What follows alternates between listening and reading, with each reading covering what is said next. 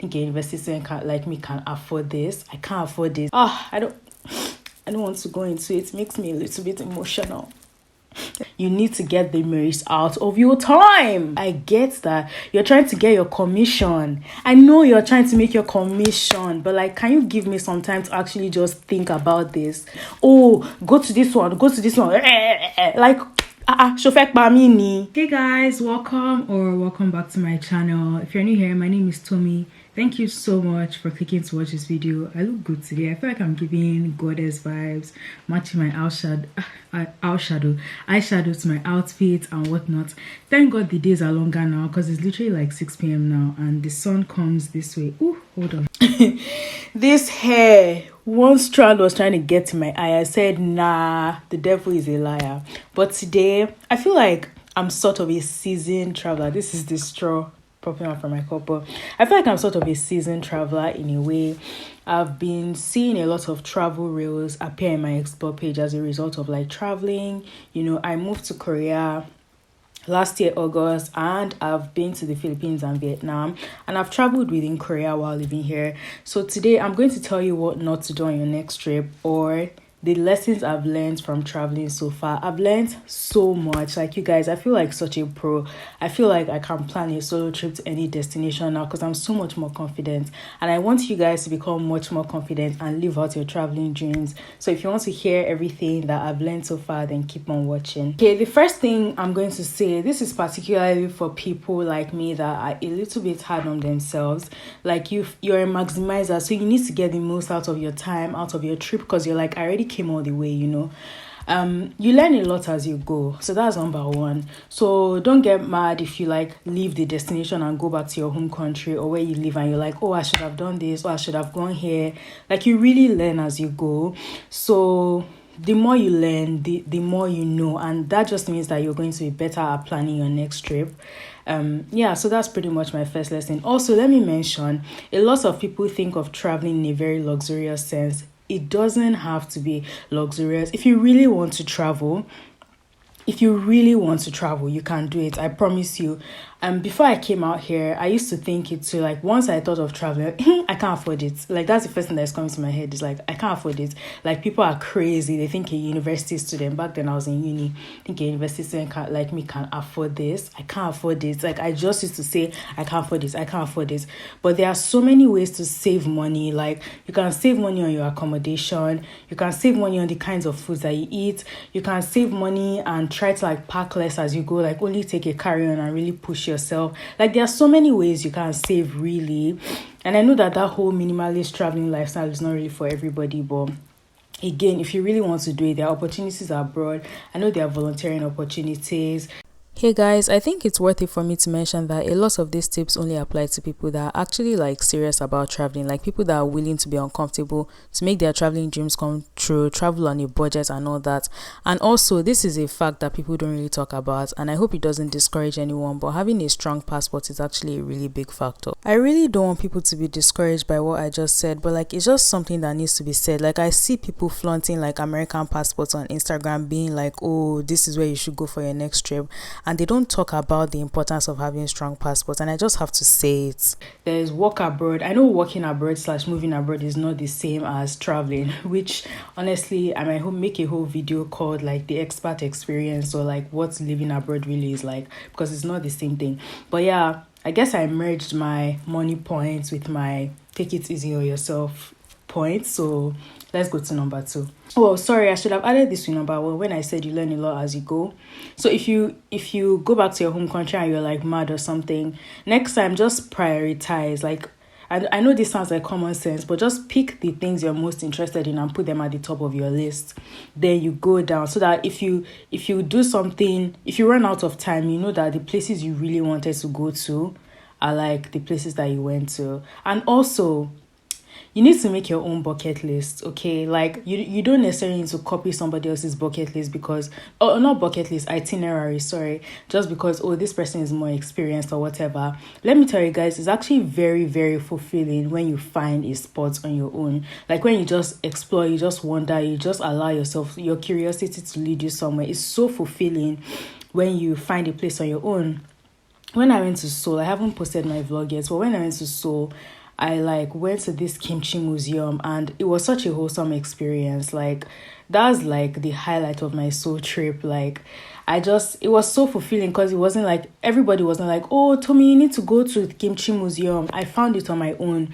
And, people usually in Seoul, they're like, oh, Namsan Tower, like they're always mentioning all these really popular places. But I found that place on my own. And as big of a foodie as I am, I really appreciated that experience. It went into the depth, the culture, the history. I don't want to go into it. It makes me a little bit emotional. Let's go to the next point. Next point, if you're going to take travel recommendations from anybody, make sure you ask them, what kind of traveler are you? Some people just want to go to they want to be cooped up in a resort. They don't really want to experience the culture. They are just there to sleep and rest and have like a bougie vacation, and they'll be okay with it. They just want to take pictures in the resort and stay in the resort. Some people like me, I'm like, no, I'm not staying cooped up in a resort. I want to experience the culture. I want to experience the authenticity. And also when it comes to different kinds of activities, for example, when I went to Ho Chi Minh City in Vietnam, I asked this other girl I know, because she went there. She gave me a bunch of recommendations, which were all good. They were all solid. And then after my trip, I wasn't feeling like they were good. Don't get me wrong. But I was like, I'm more of an island girl. I wish I had spent more time in the islands. So for me, if somebody is more of a city girl, I'm like, okay, I can't just do exactly what this person says. I'm like, I need to have more island girl type things, island gal type activities, because that's what will make me more satisfied. But now, for example, if you're a city person, somebody can give you just a purely city itinerary and you'll be fine with it. But if you're like me, you're more of an island girl, and you like water views and all those things, you like water activities like kayaking and all that, island hopping, then maybe you should just try and find somebody that has same things as you, or just do your own research. I'm sure you'll find something that you like. Next point is to research the route very, very well. Ooh, the sun is leaving. Research the route very, very well, especially if you're hitting multiple spots at the same time. For example, when I was in Vietnam, there was this bus. When I was in Ho Chi Minh, there was this bus that was going to Cambodia, but I had already pre-booked my hotel, and it's hard to change the booking sometimes. So like flexibility will always help you. That's like the biggest thing with traveling. Flexibility with dates, flexibility with like just flexibility in general will always be like your biggest thing, and like your biggest, what am I trying to say? Like your is what's going to help you the most. Yeah. So looking at my laptop, yeah, you might be able to take a ferry to another country. You might be able to take a bus. There was a 6-hour bus to Cambodia. So I don't know. I'm just saying, like, if you do your research very well and you're very flexible, like things like that will pop up. So don't stress too much about accommodation. I know the first time you travel, you're like, I want to book, at least for me, I was like, I need to have all my accommodation booked. I cannot be stranded in a foreign country, But flexibility always benefits you more as a traveler. Oh, and in addition to like researching the routes, you need to check that like well ahead of time. Like if you're hitting multiple countries, because for some, like it might be very, very tricky. So for example, for me, like going from let's say Korea to the Philippines to Vietnam to Thailand back to Korea might be a lot more complicated than going straight to the Philippines and then Vietnam and back. Like there's just a lot that goes into it. I really wanted to go to Cambodia, but I couldn't go for that particular reason, because it was just too complicated to fit it in. It was hard to get into and come back, and that means I was like debating, okay, should I shorten the amount of time I want to spend in Ho Chi Minh? Like it was just a whole thing. So yeah, research your route very, very well ahead of time. Next thing, if you're going with a group or at least one more person, make sure you voice your preferences. I think I'm queen of voicing my preferences, because I'm not going to go back and on the flight I'm going to be like, oh, I wish I should not have done this. Oh, I should have told this person I was not okay with this. Like, voice your preferences. Like if you really want to do something, do not budge on it. Like don't budge on it. If you really want to do it, you have to be like, yes, this is something I really want to do. Obviously, before you go there, you're letting this person or these people know, yeah, this is really what I want to do, in case like the planner of the group is like making a big itinerary and they need to include it. But yeah, don't budge. Don't act as if you're okay with something, because like it's your trip. You know how hard you worked, the blood, sweat and tears you put into that amount of money that you've been able to save to be able to go somewhere. Like taking a vacation, it's not something you can just be doing anyhow because money falls from a tree, except you're loaded though. But if you're not loaded, which I'm assuming most of you here, we're all trying to just make it. If you are just trying to make it, just respect yourself. And what was I saying? Literally lost my train of thoughts. No, yes, but like I was saying, but even if you're loaded, you won't just want to be wasting your money. Like you want to be like, okay, like you want to be, you know how hard, except you scammed people to make it. But like if you worked hard, you know how hard it is to be able to gather a few hundreds, to be able to go XYZ, go to XYZ. So yeah, make sure you stand your ground. Don't let anybody tell you what to do. Yeah, just be firm. Except if you genuinely don't mind, then fine. But if you're like me, you mind. I'm really not one of those people that is like, oh my gosh, I'm good with anything. I'm not good with anything. I have an opinion and I will state it. But I always let the person know. Actually, I usually volunteer to make the itinerary because I'm kind of crazy. So I need to write the time, what time are we waking up, what time are we leaving the accommodation, what time are we going here, but allocate this time, allocate that time.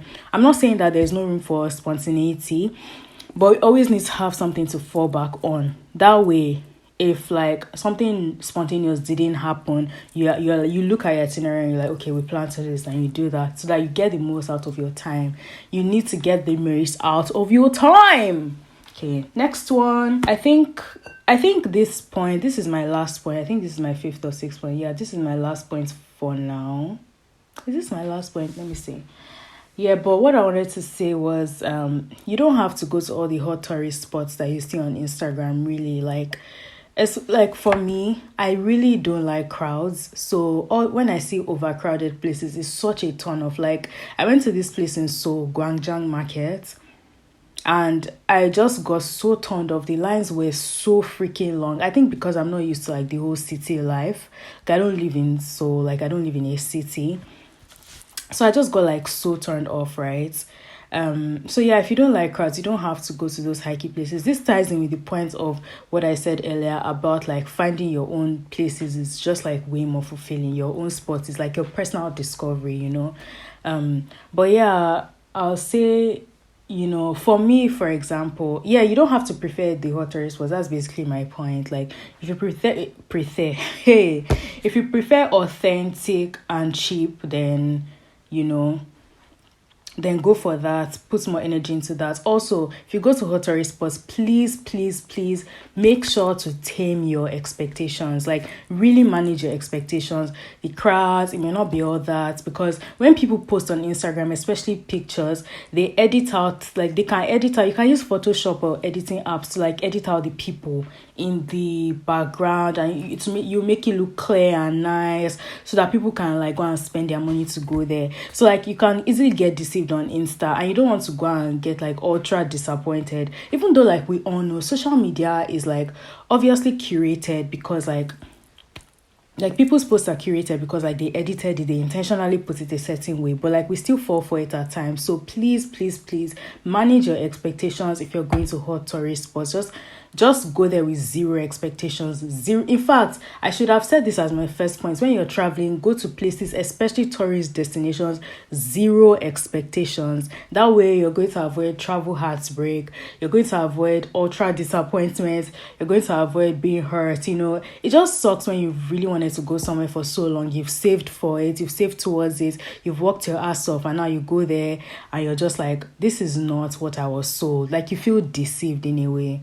You feel like you just fell for somebody's like scam. So I don't want you guys to be in that position. I sort of experienced that when I traveled, and also a lot of like tour companies, sometimes they push like the very like touristy Western places to go to. If you like authentic, like I mentioned, that's what you should focus on. Tell them that you want the authentic one, you don't want the ones where, because they always, like when I traveled, I noticed that they always just say, oh, this spot is very popular, this is where all the tourists go to.